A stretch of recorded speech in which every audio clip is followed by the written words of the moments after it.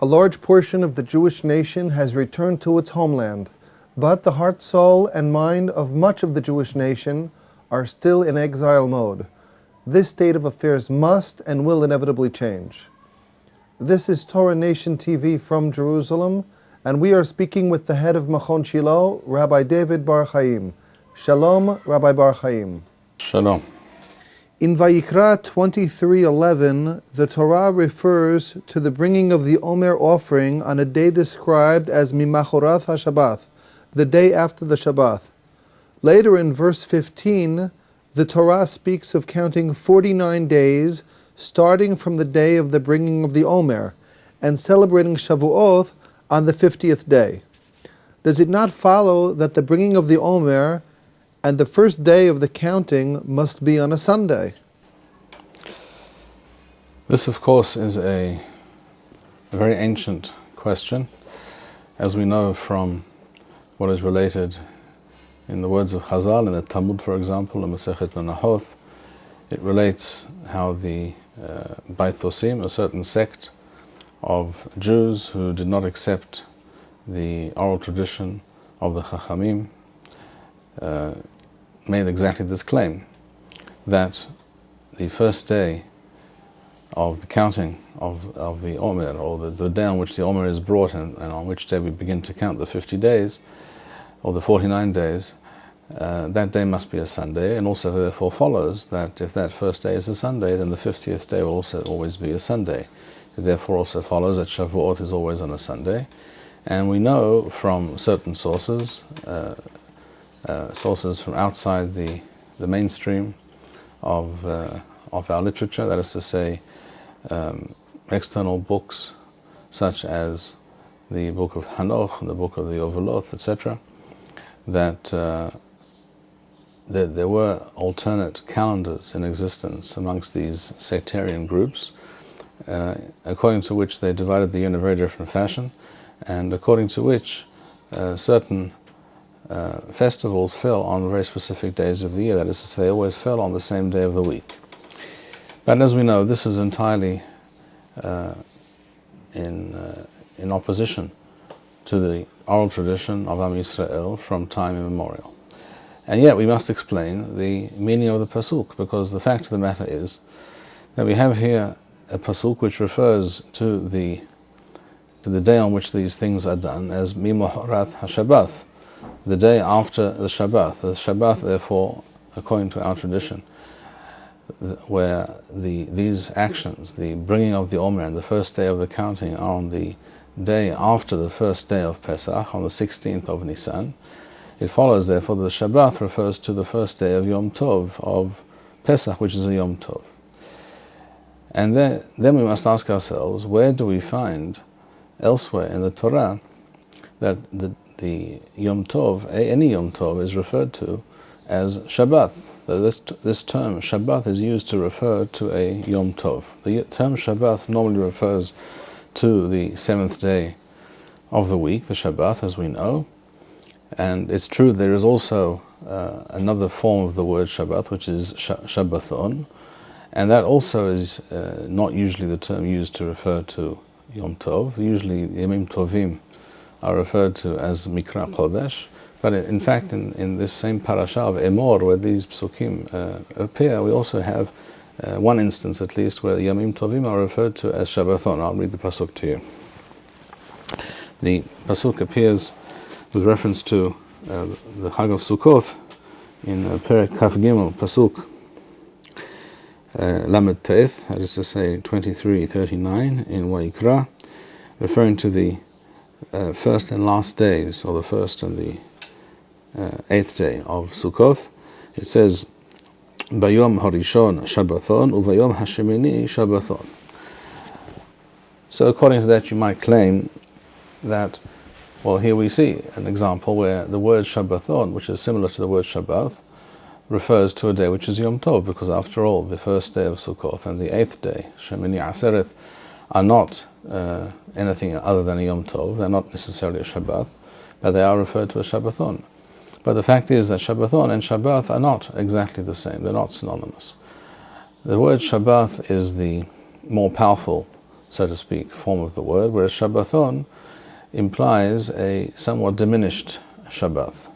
This is also the case in spoken Hebrew today. When something is a diminutive form of something else, we add the on, the waw, and the nun at the end of the word to indicate that it's a smaller version of the original article. So therefore we have the word Shabbath, we have the word Shabbathon. So what is the difference? The word Shabbathon refers to a Yom Tov, which is like Shabbath, but it's not quite the same, as we know, as Shabbath, because essentially the essential difference is that all melachot pertaining to the preparation of food, including cooking and transferring fire and slaughtering an animal and baking bread and all the rest of it, everything to do with preparation of food may be done on the Yom Tov. And therefore it is like a Shabbat, but it's not identical to Shabbat. So to claim that Mimuharat HaShabbat, referring to the first day of Pesach in the psukim to which we referred in 23:11, is using the same term would not be correct, because Shabbathon is a Shabbathon and not a Shabath. Where else do we find the term Shabath and Shabbathon used in juxtaposition? In one other place, referring to Yom Kippurim, we find that Yom Kippurim is referred to in Pasuk Lamed Bet 32, Shabbath Shabbathon hu lachem, referring to Yom Kippurim.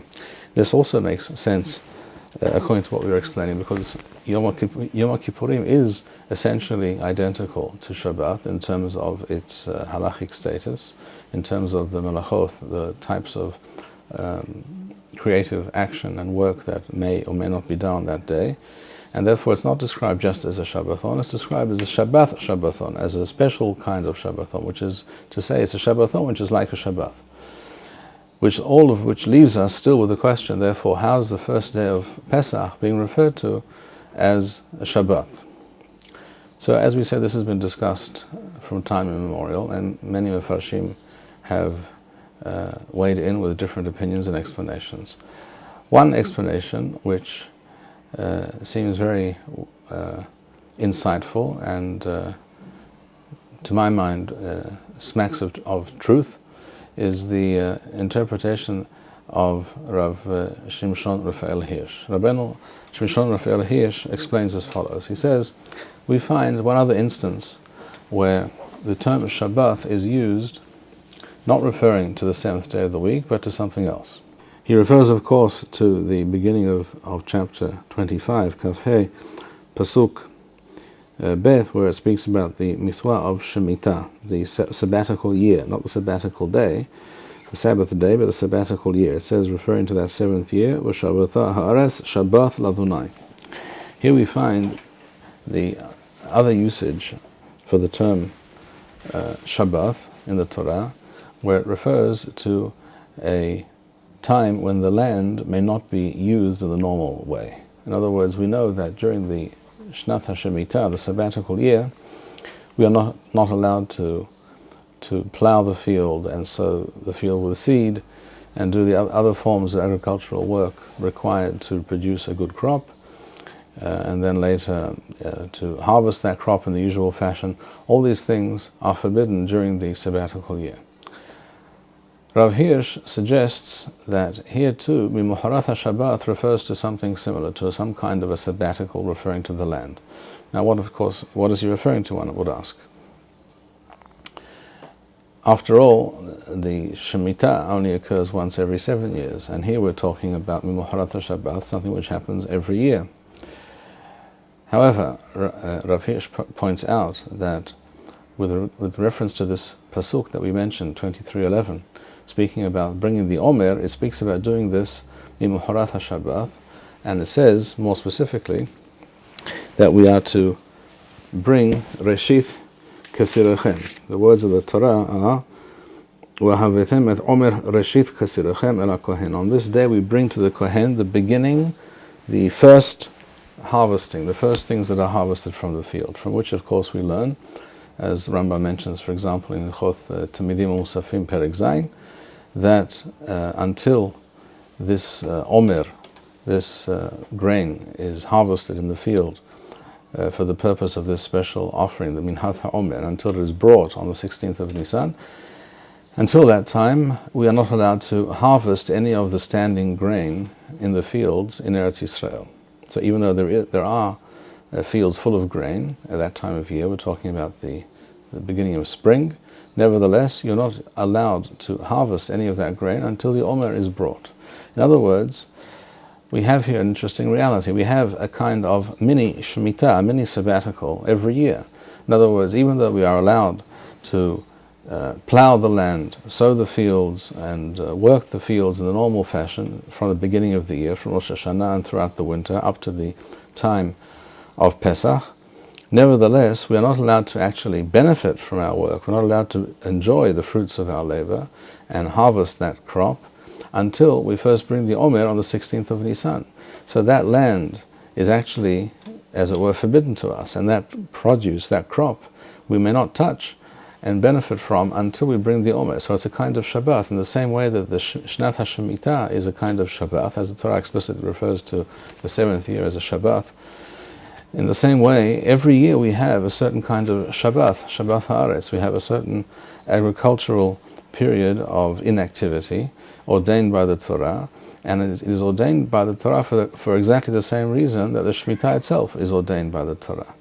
The Shemitah, of course, is there to remind us every 7 years that everything belongs to Hashem, that nothing really belongs to us. Everything we have, the land, and the land which we work to produce food, everything that we put into our mouths, every morsel of food, everything we drink, everything is from Hashem, everything belongs to Hashem. This is, of course, also why we make a bracha before we partake of anything in this world, to remind ourselves and to internalize this fact, this message, and to never forget that everything comes to us from Hashem, and Hashem is the one who nourishes and feeds all living things, and we, of all living things on the planet, we are those who recognize this fact and understand this fact, and we must acknowledge this fact all the time. This is an essential part of who we are, to know every day, every minute of every day, that we live in the presence of Hashem, and we live by the grace of Hashem, and He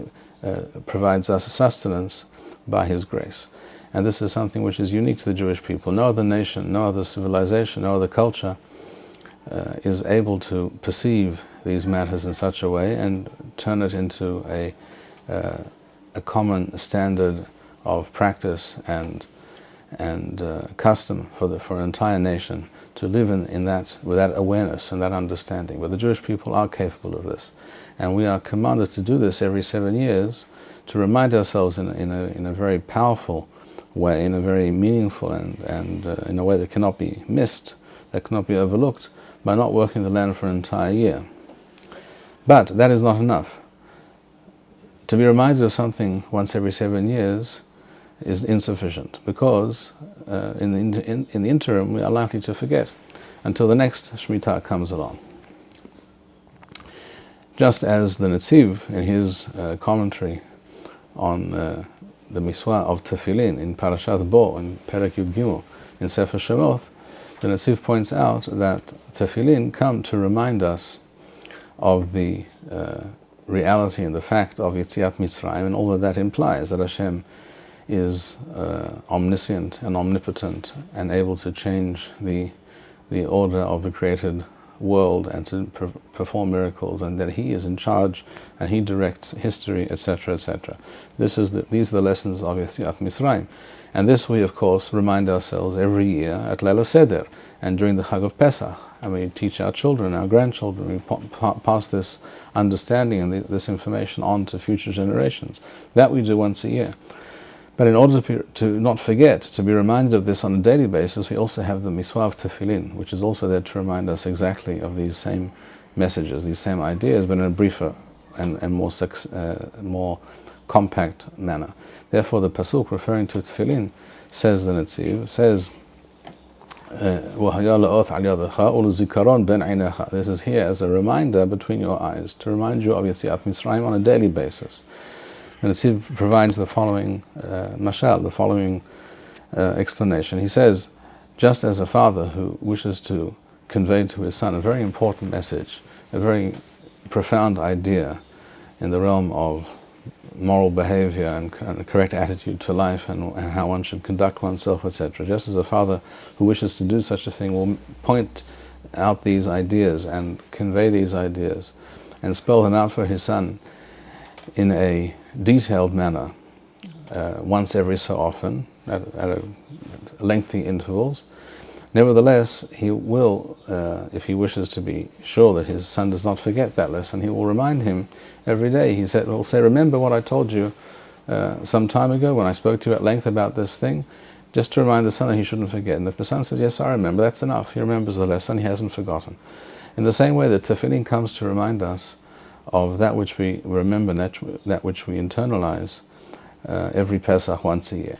In the same way, this same way of understanding the mitzvot of the Torah, of tefillin and Pesach and eating matzah and the Leil HaSeder, there we have the great lesson, the big lesson once a year, and we have the small lesson, the brief lesson every day. In the same way, using a similar paradigm, we have the mitzvah of Shemitah once every 7 years, which is there to remind us, to teach us, to emphasize that, and to ensure that we do never forget that the land and everything that we have belongs to Hashem, and everything is from Hashem, and we are gerim and toshavim, that we are sojourners and, as it were, tenants on His property, and everything that we eat and everything that we're able to, all property that we're able to gather to ourselves is from Hashem and granted to us by His goodness and His grace. In the same way,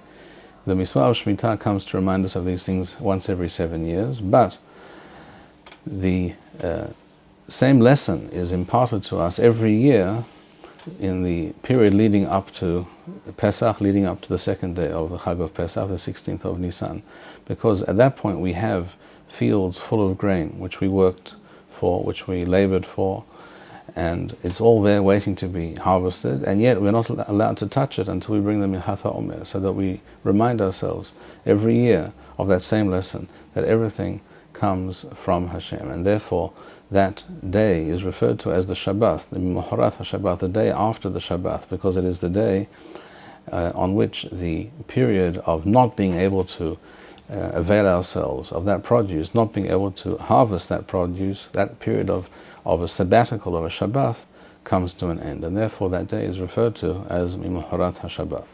Thank you, Rabbi Bar-Hayim.